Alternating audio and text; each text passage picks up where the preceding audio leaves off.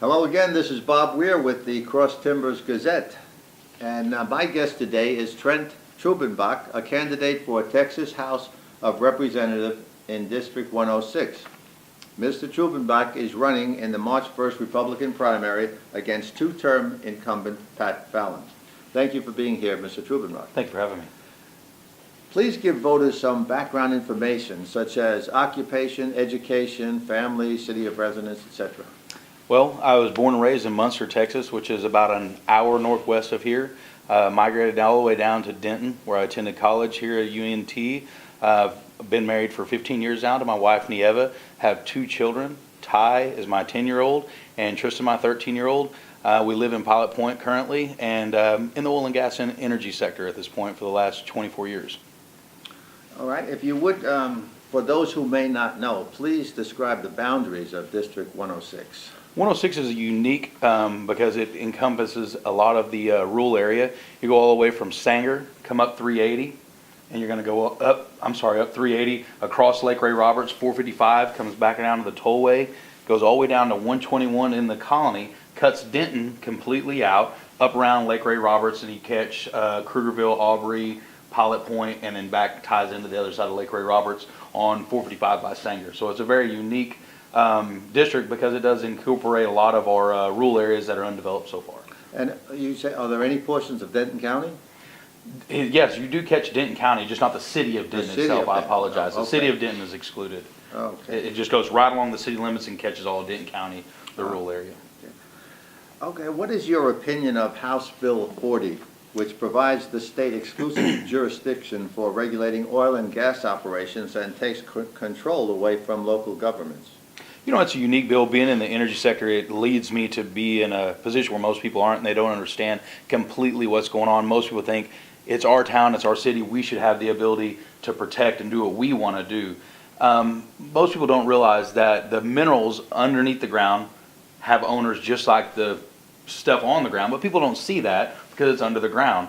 So with the state stepping in and controlling it, it's going to allow for less litigation and issues and controversies coming up. And at the end of the day, it's going to be the best all for everybody involved, because you can't stop someone from accessing something they own, just like we couldn't stop you from accessing your home because you own it. And I think once people are allowed to understand a little bit better, it's going to give us a more of a structured process, and it's going to be better for the people in the long run.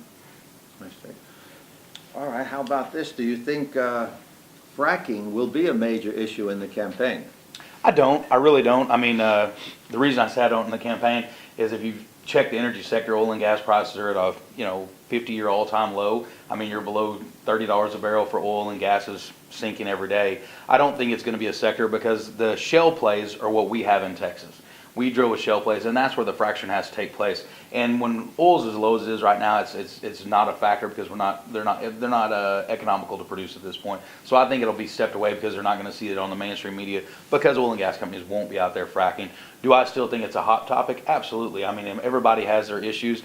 I've spoke before the Railroad Commission and a lot of other organizations to explain fracking, and I think if people really went and understood the process of fracking and what really took place, they would be less negative about it. It would be more of an open thing.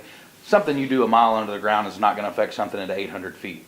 With all the concrete that's used and cement to protect those layers, and engineers and scientists have studied this for 100 years, and what the best way to protect it is. It's when people aren't doing it correctly that we have the issues. So all the talk that we often hear about fracking being the cause for some wild earthquakes, you don't think that has any validity? I love to hear that because it's exciting to hear people get involved in it. Geology, being in the industry, geology is the most boring thing in the world. Something that's 100 million years old in the geology world, and the world geology is young, it's new. The earth has been moving for billions of years. No matter how much water we push here, you're not going to be able to cause an earthquake.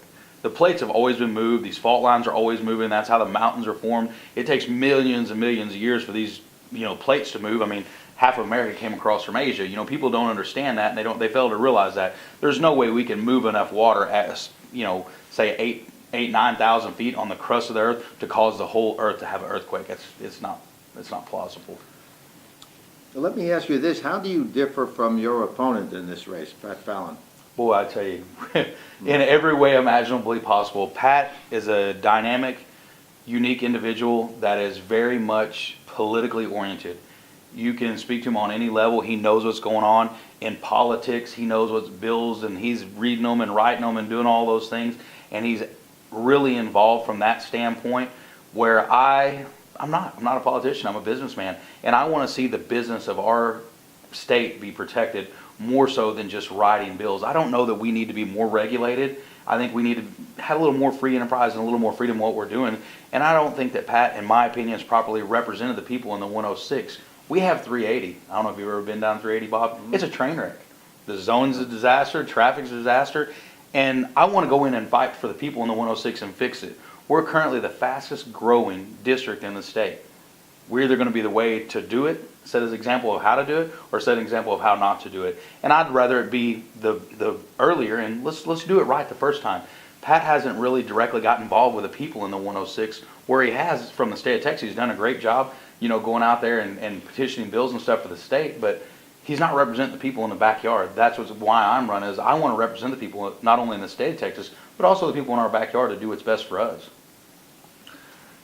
Here's a question that people have asked me from time to time. Why would somebody campaign for an office that pays about $600 a month? Because they're crazy. There's no, I looked at running 6 years ago, and the money side of it was never an issue.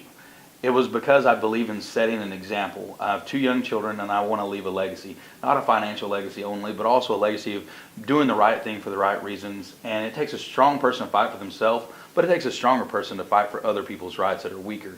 And I believe that I've been a great business person, a good leader. I think I have the ability to make a change and make a difference for the better of everybody around us, and then set an example for our country, not just our statesmen, but also our country. And I want that to be something my children see me as, and hopefully inspire other people to be better and pick themselves up.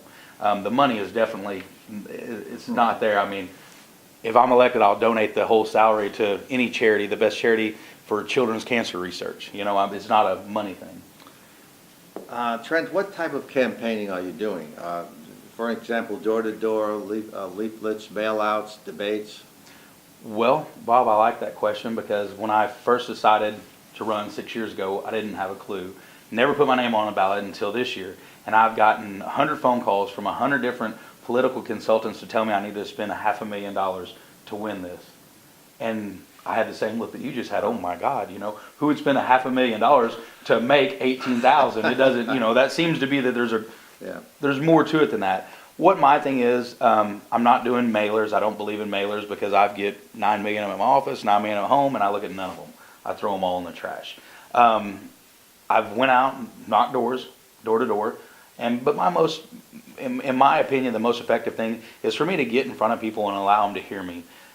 Being a Texan, from Texas, born and raised, my views incorporate our culture and history of what we are as Texans. And I want people to hear me. And I think the most productive thing is to get out in these public forums and speak before the voters and allow them to meet and see you. I try to speak every single night of the week, excluding Sunday. And that's been my most positive so far. We put some signs out, and I also got some signs that were misspelled, so we didn't put those out. But we've got a few signs out and stuff like that. Don't you hate when that happens? They misspelled Republican and Trubenbach. It blew me away. All right. Is there anything else you'd like to add about your campaign for the nomination? Bob, I just would like for people to understand I'm not against anybody, and I believe in strengthening our party. I would never go against the person I run against and say anything negative about him or run him down as a person, because I don't do that. And I also believe that as a party, we have to be strong together. The Republican Party is going to grow and build its strength. They have to stay together and not destroy each other on each side of it. I want people to vote for where their heart goes. I hope that it goes to me and I can make a difference. But if it doesn't, obviously they want Pat Fallon, and that's what they'll get. Well, I want to thank you, Trent, for being here, and I wish you good luck in the campaign. Thank you very much, Bob. Thank you, and thank you for watching.